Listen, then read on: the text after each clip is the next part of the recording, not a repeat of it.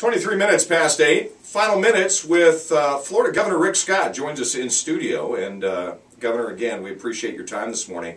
You know, you're now in Tallahassee a little bit. What do you think of Tallahassee? What are your thoughts of our little fair city? Oh, it's nice. You know, this size city is really nice. It's also nice to have universities here because you have a lot of young people around.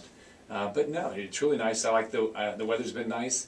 I'm glad it's not like Boston. I just looked up here. 14 degrees in Boston. Crazy. I'm going there next week. We're doing a tour for tourism to get more tourists down in Florida. So I'm going to be up there next week for 3 days up in the Northeast, trying to get people to come down here, tell people how. Whenever I call and talk to people about jobs, I always in the North. I always ask them. So what's the? Oh, hold on. I've turned on my air conditioning so you can hear me. By asking what their temperature is, and I talked to one guy in Bloomington, Illinois. He said 5 below. I said, why in the world are you living there? And but I like Tallahassee. The people are nice. I really like going to the agencies and talking to the state employees and listening to what their issues are. So it's a nice city. There's a serious question in the midst of me bringing this up, and it is, what do you think of our airport? We discussed in the last half hour the challenge that exists, just generally speaking, flying in and out of a capital city that has just remarkable challenges finding affordable airfare. Local Representative Michelle Raymond-Linda wants to look into the possibility of an airport authority. We took a poll online. Almost a majority said let's privatize the thing and be done with it.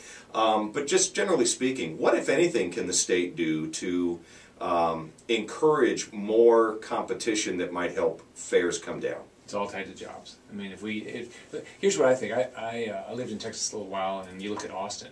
Austin is a city that is similar in a lot of ways to Tallahassee. It's a capital. It's got a great university there.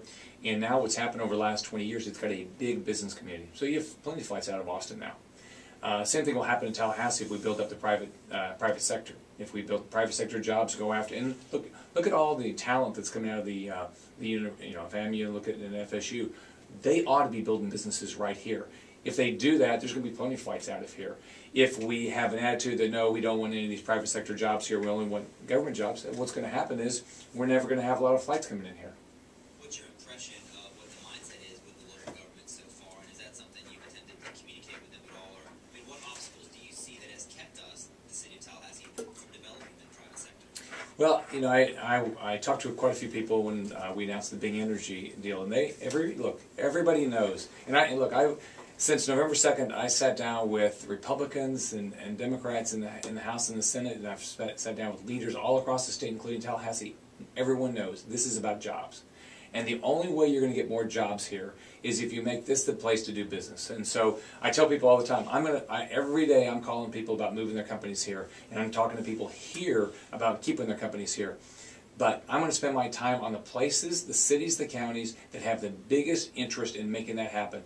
I was real frustrated. We had one project, I won't name the county, but they were the company was told that the county would put up a certain amount of dollars, and then they cut it in half. That's not how you do deals.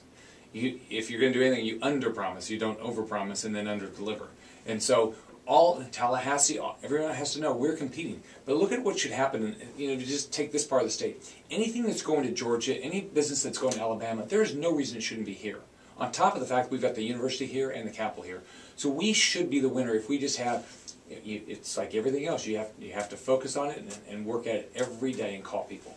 Is Leon County or the city of Tallahassee, in your mind, one of those counties that most wants to make jobs happen here? Well, what they've said so far. So the key is going to be is how aggressive is their. Well, look, for every company, if you're making a decision, you say, okay, where can I get the most educated workforce? So we've got to make sure we win that. So we should be able to win that here. But what are the taxes? How long does it take to get a permit? Are business people going to be attacked all the time? Or are people going to like them?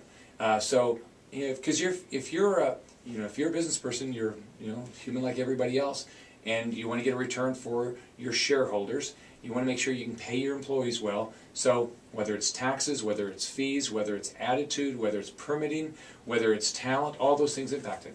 Governor, we promised to get you out of here on time, so let's end with this. You have mentioned your discussions with other governors across the nation. You mentioned your discussions with Texas Governor Rick Perry.